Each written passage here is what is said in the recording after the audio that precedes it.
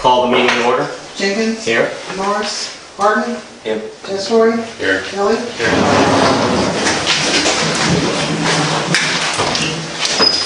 I pledge allegiance to the flag of the United States of America and to the republic for which it stands, one nation, under God, indivisible, with liberty and justice for all.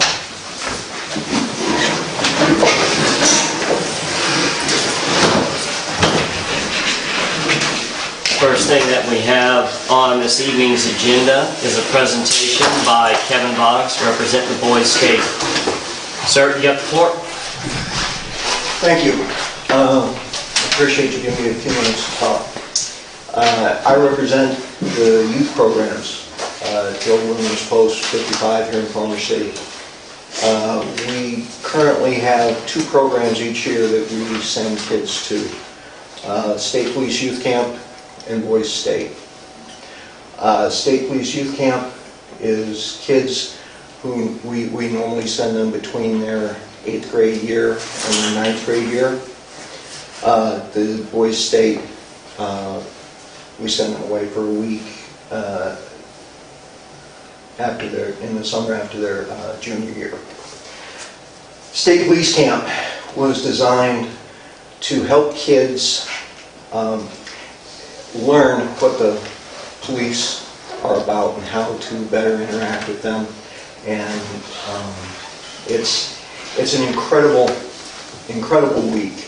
It's a paramilitary camp, and they go and they learn a little bit about the police and what they do.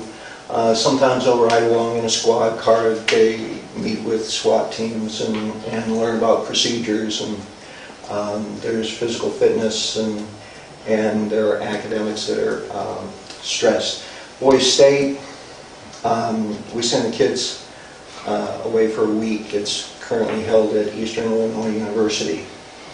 The kids get there and all of a sudden they're thrown into 500 kids the same age, and none of them know each other, and they're tasked to do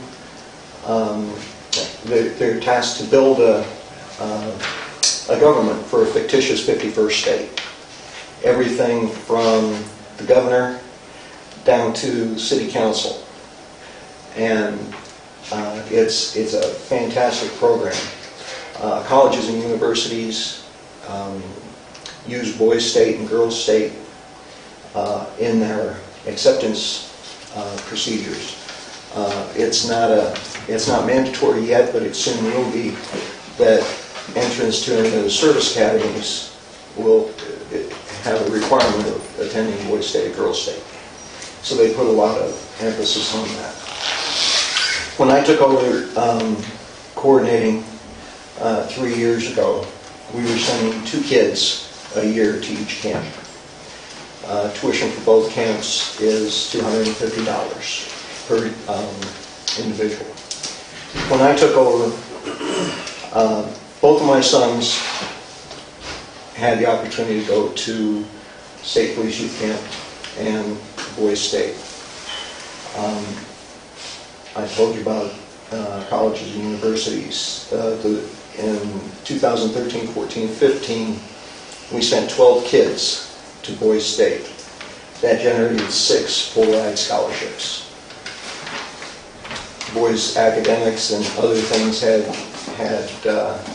influence in there as well, but you're not going to find any other group at Blue Ridge, academics or the band, athletics, that can put together a 50% full-ride scholarship rating.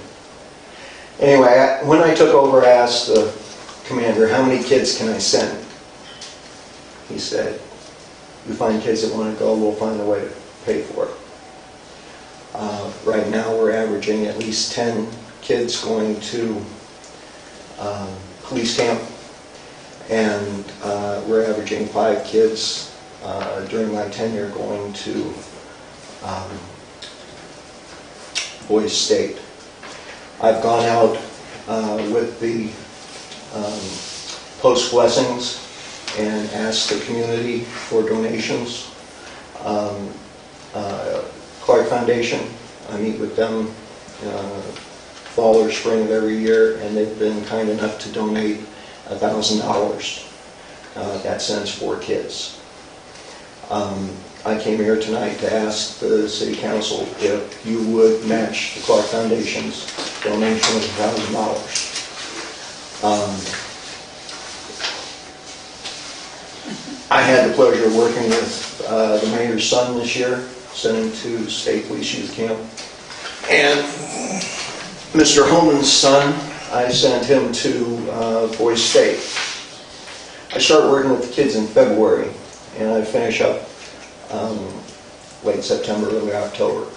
And it's amazing watching how these kids grow from now till then, or then till now, Howard. Anyway, if you've got any questions, I'd be happy to answer them. If not, I appreciate your time. Are there any questions? So you said you're generating 50, half of your kids are getting a fluoride scholarship? 6 fluoride scholarships out of 12 kids, yes, sir. Yeah, that's awesome. That's excellent. And my son Forrest is at the University of Illinois. He's on track to graduate a semester early. He was a beneficiary of one of those fluorides. So it's a great program. The things that we've done for the kids, especially the younger kids.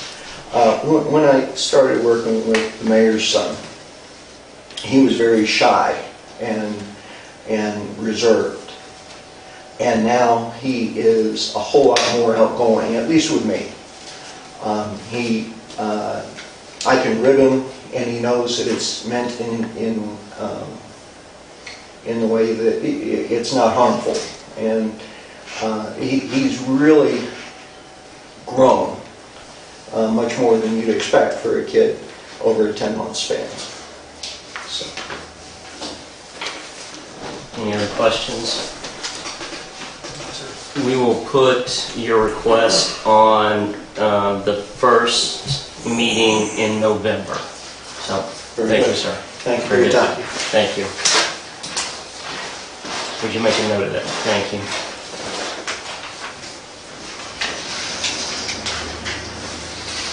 Next, we have David Torbett, representing DeWitt County Development Council. Or Kurt. He's going to go first. So as you guys know, I'm Kurt Holman, and this is David Torbert. We're here with DCDC tonight.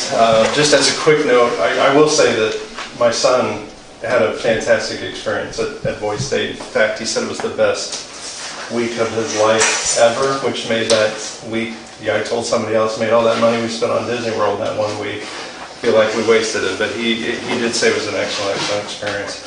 But in reference to DCDC tonight, really we just wanted to come give you an update on what's been going on in the world of DCDC, because there has been some fairly significant changes very, very recently. Obviously a lot of uncertainty, as everybody knows, with Exelon in the county, as well as we had uncertainty with the state of Illinois budget, of course.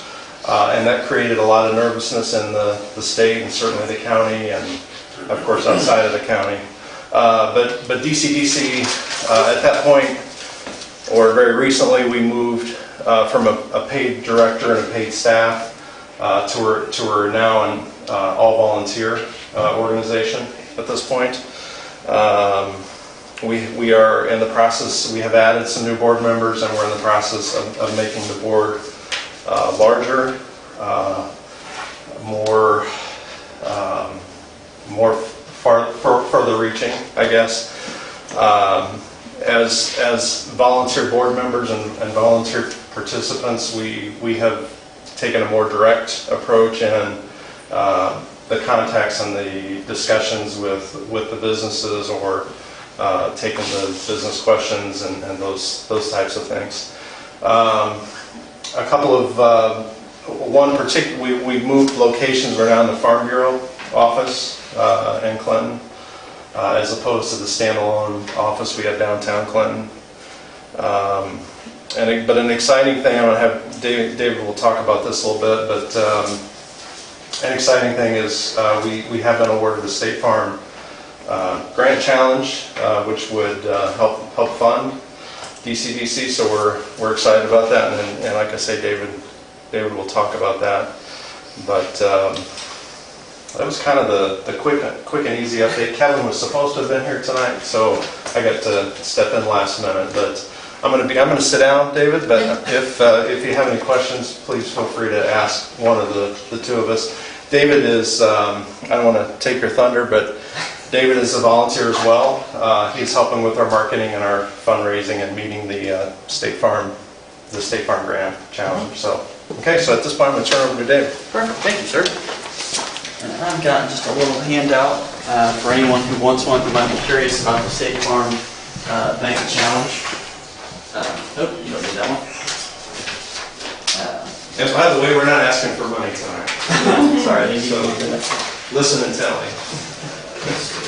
Right, and this is just more informational if folks have questions, because they are going to start seeing a little bit more of this in the community. So then if you can maybe answer some questions for people. But we were actually, I was approached by Kevin Myers to maybe develop an idea on how to run with this State Farm Bank Challenge, Grant Challenge. And as you see in front of you, I thought it was necessary that we bring in not only the existing businesses, but citizens in Farmer City and Clinton who may have some good ideas, some, maybe someone's looking to start a business and they've got some feedback for us. I wanted to open the conversation to everyone, and certainly to meet the terms of this $25,000 matching grant challenge. Certainly those folks that are willing to make that monetary or financial commitment to us, they get a voice. You pay for something, you get a say. It's only right in my mind. So, certainly they will be recognized within the community with our Facebook page. We're trying to kind of get some momentum there via social media, keep the people educated. We do plan at some point to have some community events to educate people on DCDC. Not very many people know about it, quite frankly, or what it does or the great benefits. I know Farmer City benefited here recently with that pharmacy through the efforts of DCDC, so I know it does work, what it does behind the scenes. But really this just lines out, for someone's donation, here are some examples of things that you're going to be provided or you're going to be given as a token of our appreciation for your generosity. Just some quick examples. Somebody donates X amount of dollars, you're certainly going to be verbally recognized at our events. Any email communications with the community, you're going to be recognized as a partner. At the core of what DCDC is trying to do is improve our local economic development, bring in businesses, enhance existing businesses. So those donors will actually have the opportunity to help us network, help DCDC network with other businesses who may be looking to expand or move, or somebody's got a great business idea that, hey, their uncle's, going to start this landscaping business, what kind of help can you give him? Just kind of open those channels of communication for us. So, that, like I said, just wanted everybody to kind of know what it is that we're up to. And I don't know if Kurt had mentioned it or not, but again, not asking for money, just more educational. If you start hearing it in the community, folks start asking you, here's what we're up to, and there you go. Do you have any questions I can answer at this time? So State Farm is matching the money you raise, is that the Correct. We have to raise $25,000 for us to get the $25,000. Anything less than that, you don't get the 25? That's correct. That is correct. So if you raise 800, they don't give you 800? That's No. correct. Nope. So it's all or nothing? It is. Yeah. We were the last couple months, we were awarded this grant. It is by the end of this year that we need to do that. Correct. We've made some fairly significant strides to get there. We feel like we're going to get there, but it is an all or nothing grant. It is renewable for 3 years. It gives DCDC the opportunity, of course, then to have more of a community, financial community involvement, as opposed to, you know, taxing bodies that we know are facing some struggles, whether it's, you know, the cities or the county. So it has been it's been a real positive step that's going to allow us to continue. We feel we do feel we will reach that amount, and then the next 2 years we feel that we will. I mean, I feel that once progress is made the first year, we should get to that. We should get to that point. 25,000 3 years in a row. It's a renewable. Yeah, it's a renewable grant. So we would have to do that 25,000 3 years in a row to get the matching funds. So very likely, as an example, if we would not hit it this year, they would have to review. Would they still want us to be eligible for that grant next year? But you know, we feel we have some momentum at this point. And again, that's where David has stepped up and volunteered to help in those regards. And just as a quick note, DCDC has always felt like it takes a partnership, you know, from the county, from the city of Farmer City, from the city of Clinton, from local businesses that are here. And I know David mentioned the pharmacy, and we know that the city has did a tremendous amount of effort with the pharmacy. So whatever it is that DCDC does, we want to take our own individual part and be a piece of the puzzle. We know we cannot do it all on our own. It takes all of those things. We do still have the revolving loan fund. We did have a Farmer City business recently within the past year that was a recipient of that, and there are still monies available for a business to use, to expand, to start up, kind of some gap financing. It's not an unlimited amount, and it is a loan, so it obviously does have to be paid back, but those still are certainly in effect. And but yeah, we've come a long way in a few months. We had to, and there is some new excitement, I guess, at DCDC level. So again, mostly just wanted to let everyone know what's going on tonight, and answer any questions or additional questions that you have. Your deadline is at December 31st. It is. Correct. Yes. And the one thing I don't know that I mentioned, but kind of our next phase or our next stage is going to be sitting down with businesses in Clinton and Farmer City, talking about, you know, whether or not they'd like to buy into DCDC, quite frankly, find out what maybe some of their thoughts are in terms of where they can see enhancements in the business climate here in the county, and certainly hope to get that financial commitment from local businesses, so you will kind of see an enhanced presence of DCDC here in Farmer City. Very good. Any further questions? Thank you for your time, sir. Thank you very much. Thank you. We move now to section 1, the consent agenda.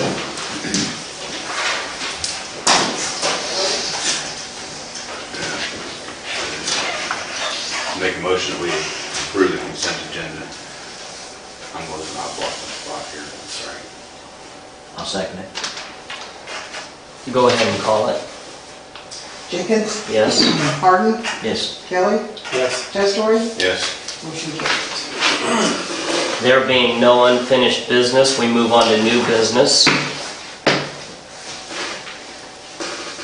I'd like to make a motion that we accept resolution 2016-28, donating $1,000 to the Farmer City Chamber of Commerce for the 2016 Christmas parade.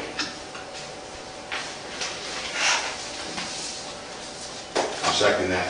Any discussion? Is there $1,000 in that fund? Yes, Larry's at a football game this evening, but yeah, I don't know the exact dollars that are in there, but yes, we do have that money available in that fund. As I recall, I believe it's a 30, I think it's 3,500 or 4,000 was left, but I'm not sure, really. And he is recommending that that comes out, just for the sake of those listening, the hotel tax.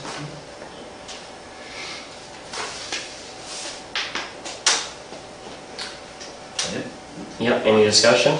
I'm good with it. I say this is what we give pretty much every year, and it's an awesome event, so call it. Harden, Yes. Callen, Yes. Testori, Yes. Jenkins. Yes. Motion carried. Make a motion for resolution 2016-29, closing of the 100 block of South Main Street for trunk or treat to be held on October 31st during the 5:30 to 6:30 p.m. hours. I'll second it. Any discussion? I attended last year, I thought it was awesome, so great place for the kids to go. Quite a bit of turnout And it was a good turnout. Call it. Kelly, Yes. Testori, Yes. Jenkins, Yes. Harden. Yes. Motion carried. Move on to the city manager's report. He's not here this evening, but are there any questions? How do you feel about me reading through it? That's fine. All right. Says the city employees have installed approximately 340 feet of sanitary sewer pipe on Maple Street, with sewer, street, and electric departments all assisting. This, along with the employees leaving the job site for monthly reading of utility meters and routine work in water and sewer plants.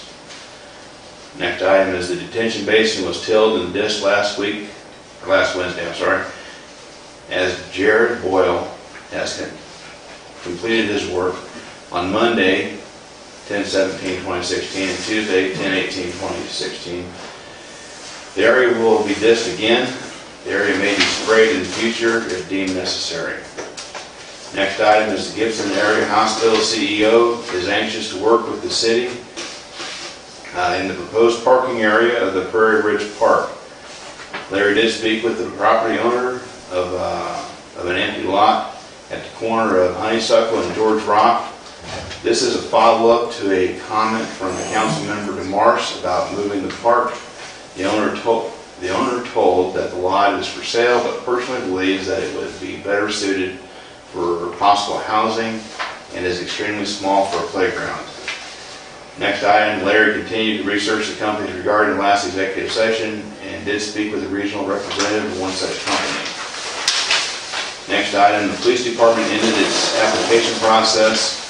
The advertisement was placed in the News Gazette, Panagraph, and Decatur Herald and Review, as well as online. Possible candidate names were forwarded to the Leroy Police Department as they were subscribed to a firm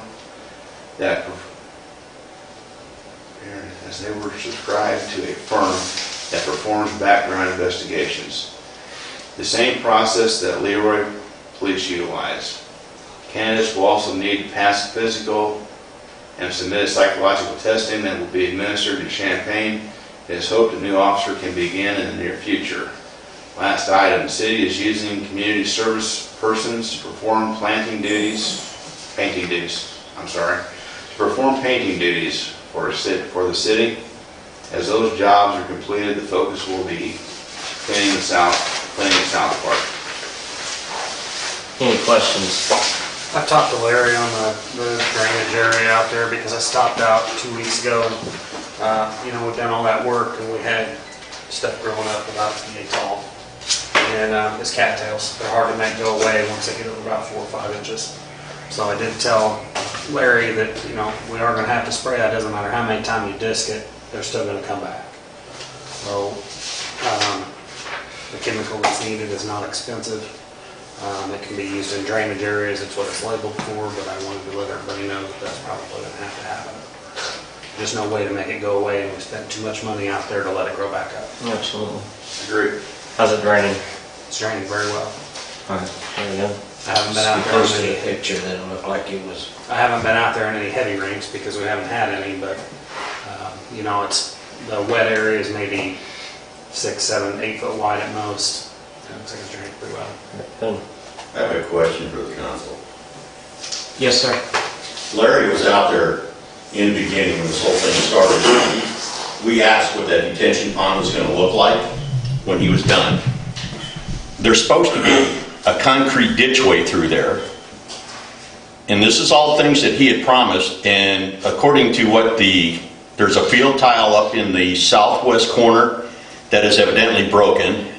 He said all the tiles and everything, there'd be drainage tile underneath this going to the concrete ditchway through there. What you guys are telling me is you're leaving it almost the same way that we caused the problem last time. I mean, it's never mowed, it's never been sprayed. The cattails are going to come back. You're leaving an open ditch in there. You want to get rid of the cattails? Then put a concrete sidewalk down through there. They're not going to grow through that waterway then. Okay. Well, Larry's not here this evening, but we... I understand that, but I would just, these are questions that we have out there that we were promised one thing, and then we're told, I don't they're think doing something totally I different. don't think the city council's making any of those statements. I mean, with the city Larry council... made those statements. And I'll discuss this further with him. The city council would like to see the water problems go away out there. And that's one of the reasons why we have consistently and constantly been on this. So we do want the water problems gone. And we'll discuss with this a little bit further. So you said that I got those notes, and I'll discuss that. I mean, all the water out there is basically, that storm sewer is being fed by field tile. And it's going to constantly be wet. It doesn't dry up at all.